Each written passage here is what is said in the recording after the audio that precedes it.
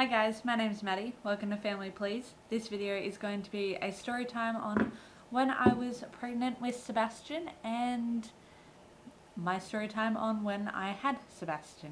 So let's begin.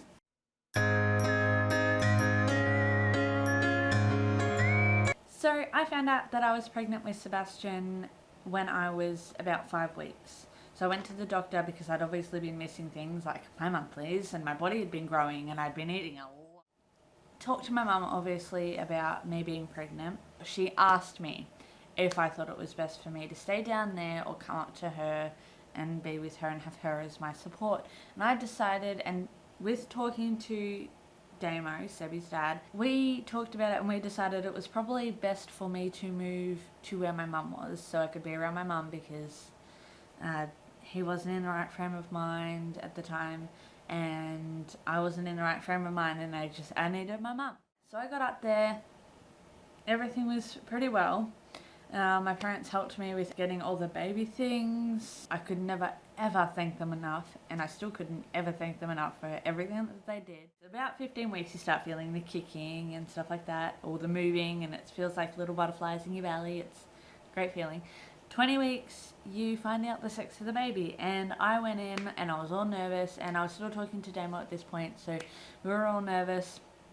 He unfortunately couldn't be there. My mum, my little sister and I all went to go find out what the sex of the baby is.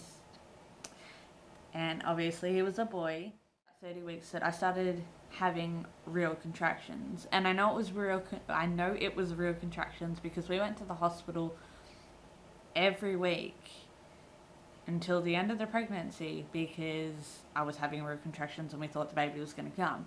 And we'd call the hospital and stuff and time it, and they would be at the right times for me to be in labour. When we went up the first or second time, they checked me and I was 1 centimetre dilated, I'm pretty sure.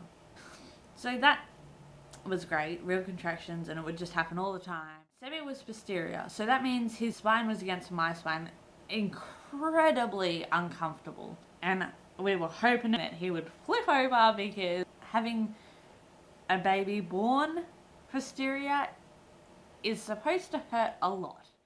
I know it wasn't Braxton Hicks. We checked. We went to the hospital. They even said it was a contraction, so it wasn't Braxton Hicks. I get up to 40 weeks, and he's still not showing any signs of coming out. How annoying. And I'm still having contractions, and they've been getting worse recently. Like, they've been getting harder, and it was a pain in the ass. So we talked to a doctor and they said they do this for about everyone. If the baby's not born within the 40 to 41 week, they will organise you to be induced. I got organised to have Sebby induced. And the day that I go in, so I was going in at 1 o'clock. 1 o'clock was the time that I'd go in, I'd get checked to make sure that he can be induced, get put on the monitor to see how the contractions are going and stuff and if I can actually be induced. And I can't because the contractions were too much and I was counted as being in labour.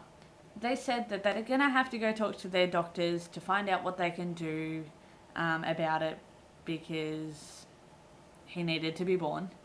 And so we're waiting and all the doctors were occupied. We were waiting for hours.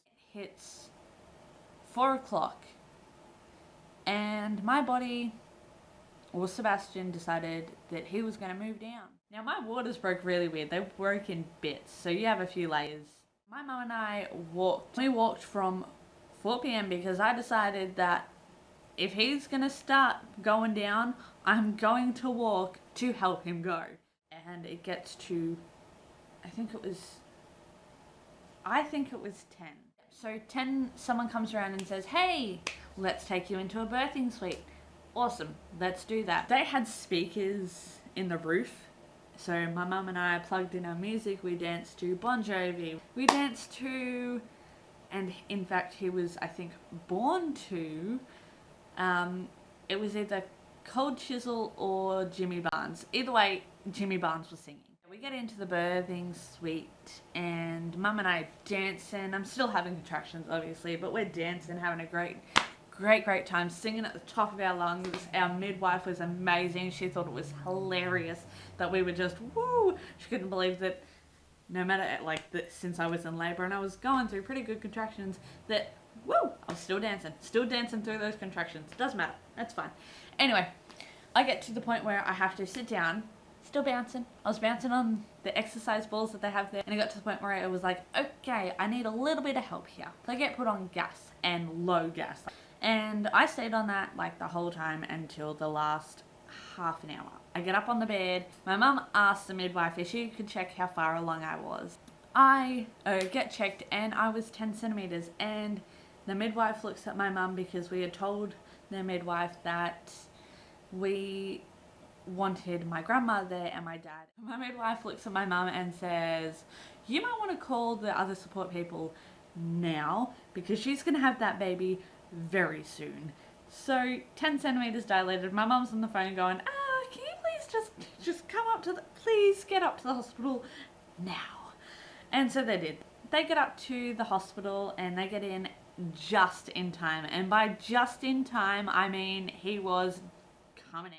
I'm not going to tell you all the gory details. I will tell you that the rest of my water was broken over a drain pipe. Good timing. My body just knew, and I didn't want to make mess. And I said that to them. I was given morphine half an hour before he was born. So I knew the risks, and I knew that I had trust in the hospital that they could help. So with morphine, you're supposed to, I think the earliest time you should give them is an hour before they're crowning. Nope, Sebby decided within half an hour of being given morphine, it was going to come out. He comes out and he's not breathing. He's blue, and so they had to take him out of the room, and my mum went with him because on my birthing plan, and I recommend doing a birthing plan, on my birthing plan it said that if my son leaves the room, my mum is to go with him. They take him out onto one of their tables, and I couldn't see this. I was in the birthing suite still, much to my dismay, because I just wanted to be with the baby that I just gave birth to. I wanted to be with my child. So they come back in. They got him to breathe by the K needle. Hey guys, apparently my camera decided to stop where it is. I'm going to end it by saying that Sebastian was a healthy 8'4" baby, 54 centimeters, and born at 1:31 in the morning. Please don't forget to like and subscribe and comment down below your stories. Don't forget to follow me on my other social medias. Thank you. Bye.